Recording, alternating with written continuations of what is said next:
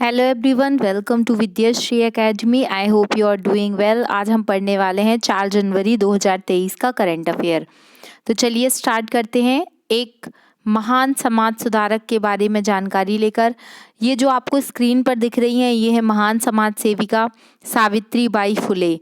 3 जनवरी को इनकी जयंती रहती है, तो 3 जनवरी को सावित्री बाई फुले जी की जयंती पर इनको हम शत शत नमन करते हैं। क्या आप जानते हैं कि सावित्री बाई फुले कौन थी, इनका समाज में क्या योगदान रहा? तो इन्हें ये कहना गलत नहीं होगा कि ये भारत की पहली महिला शिक्षिका थी, जिन्होंने छुआछूत को ख़त्म किया और महिला शिक्षा को बहुत आगे तक बढ़ाने के लिए एक बहुत महान योगदान रहा समाज सुधारक सावित्रीबाई फुले जी का, जो कि ज्योतिबा फुले जी की पत्नी थी।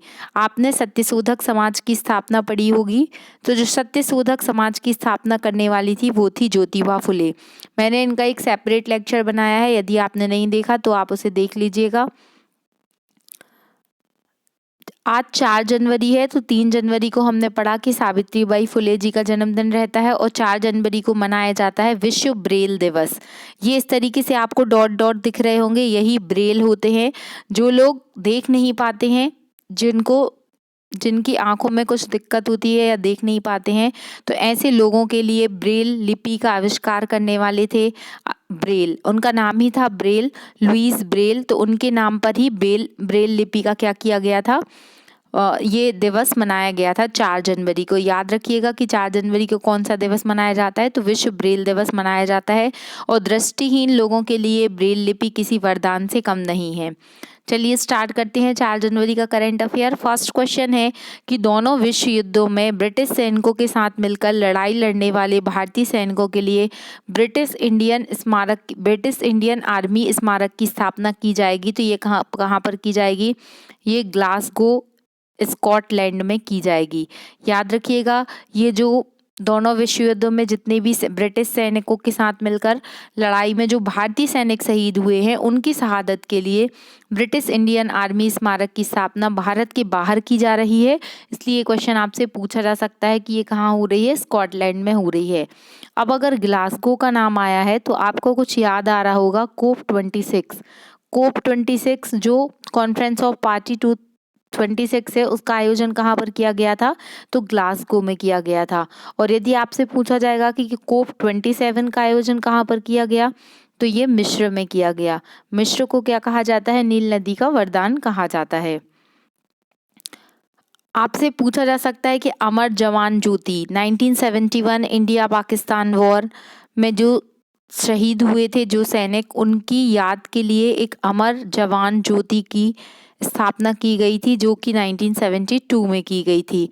और आपसे पूछा जा सकता है कि इंडिया गेट है, तो इंडिया गेट पर किन शहीदों के नाम लिखे गए हैं? तो वो शहीद जो प्रथम विश्व युद्ध में जो शहादत को प्राप्त हुए थे, उनको याद देने के लिए, उनको श्रद्धांजलि देने के लिए जो इंडिया गेट बना है, उस पर क्या है? उन शहीदों के नाम लिखे हुए हैं।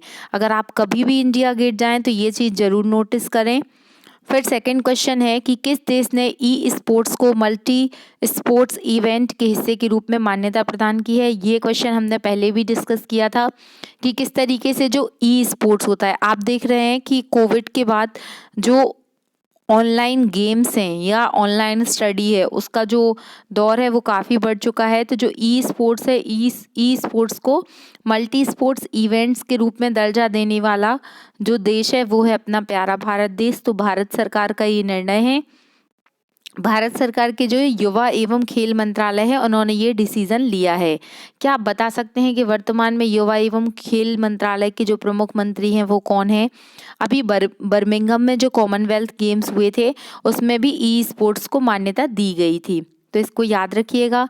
नेक्स्ट क्वेश्चन है कि केंद्र सरकार ने किस क्षेत्र को बढ़ावा देने के लिए digital India innovation fund launch करने की घोषणा की है? अब ये डिजिटल इंडिया इनोवेशन फंड क्या है? तो डिजिटल इंडिया का नाम आपने सुना होगा। डिजिटल इंडिया इनोवेशन जो फंड है, उसको बढ़ावा देने के लिए केंद्र सरकार ने किस क्षेत्र के लिए बोला है? तो ये जो डीप टेक स्टार्टअप है, तो जो स्टार्टअप है, जितने भी नई नई कंपनियां खोली जाएंगी, जो भी स्टार्टअप खोले जाएंगे, तो उनके लिए ये पहल की गई है। क्या आप बता सकते हैं कि नेशनल स्टार्टअप डे कब मनाना शुरू हुआ है? चूंकि ये 2022 में इसकी शुरुआत हुई है, तो ये क्वेश्चन पूछा जा सकता है। 16 जनवरी, 16 जनवरी को क्या मनाया जाएगा? राष्ट्रीय स्टार्टअप दिवस मनाया जाएगा। आपको कमेंट बॉक्स में लिखकर बताना है कि डिजिटल इंडिया मिशन, इसकी शुरुआत कब से हुई थी, आपको ये बताना है। मिशन स्कूल ऑफ एक्सीलेंस की शुरुआत कहाँ पर हुई है? तो ये गुजरात में हुई है। गुजरात की बात आई है तो आपसे पूछा जा सकता है कि पहली जो बालिका पंचायत है, बालिका पंचायत का कॉन्सेप्ट लाने वाला स्टेट कौन सा है? तो वो भी कौन सा स्टेट है? गुजरात है। गुजरात में अभी इलेक्शन हुए थे, तो आपको वहाँ के जो पीएम है, वहाँ की जो गवर्नर है, उनके बारे में भी पता होना चाहिए। 5 सितंबर 2022 को एक महत्वपूर्ण योजना शुरू हुई थी जिसका नाम है पीएम श्री योजना। पीएम श्री योजना के तहत क्या किया जाएगा कि जो स्कूल है, स्कूलों का क्या किया जाएगा? प्रॉपर रख रखाव किया जाएगा और नए स्कूल खोले जाएंगे। दिग्गज खिलाड़ी पेले, पेले का निधन हो गया है। इसके बारे में मैंने पहले भी आपको पढ़ाया था कि जो पेले महान खिलाड़ी के, सबसे पहले तो क्वेश्चन यही बनता है कि ये किस खेल से रिलेटेड थी, तो ये एक महान फुटबॉलर थे। इनका निधन हो गया। इनका संबंध किस देश से था? तो ये ब्राज़ील के खिलाड़ी थे। आपको पता होगा कि जो फीफा रैंकिंग है उसमें लगातार ब्राज़ील टॉप पर रहता है, और सेकंड रैंक पर फीफा रैंकिंग में कौन सा देश है? तो वो है अर्जेंटीना, जो कि इस बार के वर्ल्ड कप का विनर रह चुका है। तो आपको याद रखना है, जो पेले हैं, पेले को ब्लैक पर्ल के नाम से भी जाना जाता था। तो ये क्वेश्चन भी आपसे पूछा जा सकता है कि ब्लैक पर्ल के नाम से कौन जाने जाते थे? तो वो पेले थे। इन्होंने 3 बार फीफा वर्ल्ड कप खेला है, 1958, 1962 और जीता भी है, और 1970। और सन 2000 में ब्राज़ील के द्वारा जब इन्होंने वर्ल्ड कप जीता था, उसके बाद 2000 में फीफा ने इनको प्लेयर ऑफ द सेंचुरी भी घोषित किया था। तो ये क्वेश्चन भी आपसे पूछा जा सकता है। और 5 बार ये वर्ल्ड कप जीत चुके हैं। जो ब्राज़ील है वो कितने बार वर्ल्ड कप जीत चुका है? 5 बार वर्ल्ड कप जीत चुका है। तो इसको भी आपको याद रखना है। तेलंगाना के किस मंदिर को केंद्र सरकार ने प्रसाद योजना के तहत शामिल किया है? देखिए, बहुत ही महत्वपूर्ण प्रश्न है। प्रसाद योजना, आपसे पहले तो यही पूछा जा सकता है कि प्रसाद योजना का संबंध किससे है? तो जो भी धरोहर स्थल हैं, जो हेरिटेज साइट हैं, उनको क्या करना? उनका प्रॉपर कंजर्वेशन करना, उनका संरक्षण करने का काम प्रसाद योजना के तहत किया जा रहा है। तो तेलंगाना के 2 मंदिर हैं, एक है भद्राचलम मंदिर और एक है रामप्पा मंदिर। रामप्पा मंदिर को क्या कहा जाता है? ये रुद्रेश्वर मंदिर भी कहलाता है, और ये कहाँ पर स्थित है? तेलंगाना में स्थित है। प्रसाद योजना की शुरुआत कब से हुई है? प्रसाद योजना की शुरुआत हुई है 2014 से। अगर आपसे पूछा जाए कि वैश्विक स्तर पर ये जो संरक्षण का कार्य है, ये कौन करता है? तो आपको पता होगा, यूनेस्को। यूनेस्को संस्था का हेडक्वार्टर कहाँ पर स्थित है? तो ये पेरिस में स्थित है, सीन नदी के किनारे। अभी वर्तमान में कितनी जो है यूनेस्को विरासत धरोहर स्थल हैं भारत में? 40 हैं। इसमें जो 40वें नंबर की है वो कौन सी है? धौलावीरा। तो इस तरीके से आपसे पूछा जा सकता है, तो इसको याद रखिएगा। तो अभी याद रखना है आपको, तेलंगाना में 2 मंदिर जो है वो उनका क्या किया गया है? प्रसाद योजना के तहत संरक्षण किया गया है। तो ये आपको याद रखना है। फिर नेक्स्ट क्वेश्चन है कि तेलंगाना सरकार ने रायथू बंधु योजना का कौन सा संस्करण लॉन्च किया है? अब ये रायथू है, ये एक्चुअली यहाँ पर जो तेलंगाना है वो किसान को कहा जाता है। तो किसानों की आय को दुगना करने के लिए, किसानों का जो प्रॉपर उनको उचित मूल्य, लागत मूल्य कृषि का प्रदान करने के लिए ये योजना शुरू हुई थी। तो याद रखिएगा, रायतू बंधु योजना का 10वां संस्करण शुरू हुआ है 2023 में, और ये किसानों को सहायता प्रदान करने के लिए कहाँ पर शुरू हुई है? तेलंगाना में शुरू हुई है। फिर नेक्स्ट क्वेश्चन है कि नागपुर विश्वविद्यालय महाराष्ट्र में आयोजित 108वीं भारतीय विज्ञान कांग्रेस की थीम क्या है? देखिए, यहाँ पर बहुत सारे क्वेश्चन बनते हैं। पहला क्वेश्चन तो आपसे यही पूछा जा सकता है कि भारतीय विज्ञान कांग्रेस का आयोजन कहाँ पर किया जा रहा है? तो ये नागपुर यूनिवर्सिटी में किया जा रहा है। दूसरा क्वेश्चन बन सकता है कि इस बार 2023 में आयोजित होने वाला भारतीय विज्ञान कांग्रेस कौन सेवें नंबर का था? तो 108वें नंबर का था। तीसरा क्वेश्चन थीम पूछी जा सकती है। तो थीम है कि महिला सशक्तिकरण के साथ सतत विकास के लिए विज्ञान व प्रौद्योगिकी। इसका मतलब क्या है कि जो विमेन एम्पावरमेंट है उसको सस्टेनेबल डेवलपमेंट के साथ आपको साइंस एंड टेक को प्रोग्रेसिव वे में आगे ले जाना है, तो इसको आपको याद रखना है। फिर नेक्स्ट क्वेश्चन है कि कजाकिस्तान में संपन्न विश्व ब्लिट्ज चेस चैंपियनशिप में कोनेरू हम्पी किस खेल से रिलेटेड है? तो ये चेस की खिलाड़ी हैं। तो जो चेस खेल है तो इसमें इन्होंने कौन सा पदक जीता है कोनेरू हम्पी ने? तो इन्होंने जीता है सिल्वर मेडल। याद रखिएगा, पूछा जा सकता है गोल्ड मेडल किसने जीता है? तो वो जीता है विवी सारा ने गोल्ड जीता है और कोनेरू हम्पी ने कौन सा जीता है? सिल्वर जीता है। अब ये तो फीमेल की बात हुई, लेकिन अगर आपसे मेल प्लेयर में पूछा जाए तो नॉर्वे के महान चेस के खिलाड़ी जिनका नाम है मैक्सन कार्लसन, जो इनका नाम है मैक्सन कार्लसन, जो नॉर्वे के खिलाड़ी हैं, इन्होंने गोल्ड मेडल जीता है। तो ये आपको याद रखना है। IBSF वर्ल्ड बिलियर्ड्स चैंपियनशिप में 25वां खिताब किसने जीता था? तो वो पंकज आडवाणी ने जीता था। फिर नेक्स्ट क्वेश्चन है कि नई एकीकृत खाद्य योजना कब से प्रारंभ की गई? तो जो नेशनल फूड सिक्योरिटी एक्ट है ये कब आया था? 2013 में आया था। और जो नई एकीकृत खाद्य योजना है ये 1 जनवरी 2023 से क्या की गई? लॉन्च की गई। पहला जो ग्लोबल ड्रोन एक्सपो है वो कहाँ पर हुआ? चेन्नई में लॉन्च हुआ। और आपसे ये भी पूछा जा सकता है कि जो 44वां चेस ओलंपियाड है ये कहाँ पर हुआ था? तो ये भी चेन्नई में हुआ था। इतने फैक्ट आपको पता होने चाहिए। फिर हमने पढ़ा था कि 1 जनवरी को क्या है था? 1 जनवरी 1958 को किसकी स्थापना हुई थी? DRDO की स्थापना हुई थी। DRDO को क्या कहा जाता है? DRDO का फुल फॉर्म होता है डिफेंस रिसर्च डेवलपमेंट ऑर्गेनाइजेशन। तो 2023 में इसका कौन सी भी जयंती या कौन सा वा संस्करण होगा? तो ये होगा 65वां।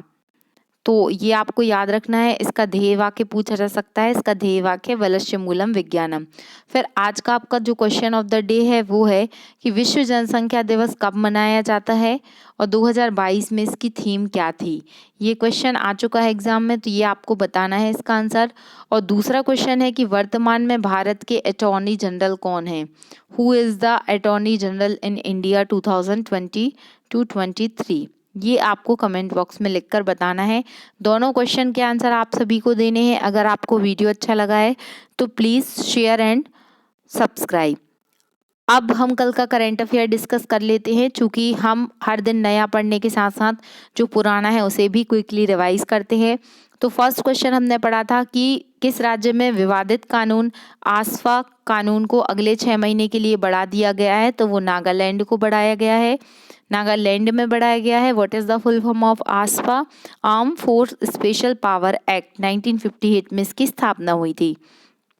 सेकंड क्वेश्चन हमने पढ़ा था कि केंद्रीय शिक्षा मंत्री धर्मेंद्र प्रधान ने 1 जनवरी 2022 को 100 दिवसीय पढ़ाई के लिए कौन सा अभियान लॉन्च किया था? उस अभियान का नाम था पढ़े भारत अभियान। याद रखिएगा, पढ़े भारत अभियान। किस राज्य सरकार ने महिलाओं के लिए नई नीति की योजना बनाई है? तो वो बनाई है तमिलनाडु गवर्नमेंट ने। याद रखिएगा। फिर मेजर ध्यानचंद विश्वविद्यालय की स्थापना या आधारशिला कहाँ पर रखी गई? तो ये मेरठ उत्तर प्रदेश में रखी गई। खेल यूनिवर्सिटी मणिपुर में है, विरासत संस्थान नोएडा यूपी में है और राष्ट्रीय समुद्री संग्रहालय लोथल गुजरात में है। फिर 31 दिसंबर 2021 को किसने भारतीय तटरक्षक मतलब ICJ के रूप में नियुक्त किया गया है? वीरेंद्र सिंह पठानिया। याद रखिएगा इनका नाम। नेक्स्ट क्वेश्चन है कि भारत ने अंडर 19 एशिया कप 2021 क्रिकेट का खिताब किसे हराकर जीता है? तो भारत ने किसे हरा है? श्रीलंका को हराया है और भारत जीता है। सैयद मुश्ताक अली ट्रॉफी तमिलनाडु ने जीती है और विजय हजारे ट्रॉफी हिमाचल प्रदेश ने जीती है और ये क्रिकेट की ट्रॉफी है। मिसेज इंडिया गैलेक्सी अवार्ड किसने जीता है? निकिता शाकेल ने जीता है और इनका संबंध मध्य प्रदेश से है। और मिस यूनिवर्स बनी है हरनाज सिंधु। फिर राइट टू पी अभियान का संबंध कहाँ से है? तो राइट टू पी अभियान जो है वो सैनिटेशन से रिलेटेड है। जो पब्लिक टॉयलेट का सैनिटेशन होता है उससे रिलेटेड है। और ये कहाँ पर लॉन्च हुआ है? तो ये नागपुर में लॉन्च हुआ है, इसको याद रखना है। फिर नेक्स्ट क्वेश्चन है कि हाल ही में ऑर्डर ऑफ कनाडा सम्मान से किसे सम्मानित किया गया है? तो 3 भारतीय व्यक्ति थे, डॉक्टर वेंकटम, नवजीत सिंह, डॉक्टर प्रदीप, इनको सम्मानित किया गया था। फिर 1 जनवरी 2022 को कौन सा मतलब ये 65वां होगा स्थापना दिवस मनाया गया, तो डीआरडीओ ने मनाया था क्योंकि इसकी स्थापना 1 जनवरी 1958 को हुई थी। ध्येय वाक्य है वलस मूलम विज्ञानम। डीआरडीओ ने कौन कौन सी मिसाइल लॉन्च की हैं, प्रलय, पिनाका, ब्रह्मोस। और जो ये मिसाइल लॉन्च होती हैं ये कहाँ से होती हैं, तो जो अब्दुल कलाम द्वीप है वहाँ से, व्लीहर उड़ीसा से ये लॉन्च होती हैं। फिर सतीश रेड्डी पुरस्कार, आर्यभट्ट, जो सतीश रेड्डी है उनको कौन से पुरस्कार से सम्मानित किया गया था, तो आर्यभट्ट पुरस्कार से सम्मानित किया गया था। तो ये आज के कुछ इंपॉर्टेंट करंट अफेयर थे। अगर आपको वीडियो अच्छा लगा है तो प्लीज़ अधिक से अधिक अपने दोस्तों तक शेयर कीजिएगा। वीडियो पसंद आता है तो लाइक कीजिएगा और जितने भी क्वेश्चन आपसे पूछे जाते हैं उन सभी के आंसर आप कमेंट बॉक्स में ज़रूर लिखिएगा। पढ़ते रहिए, खुश रहिए। जय हिंद, जय भारत।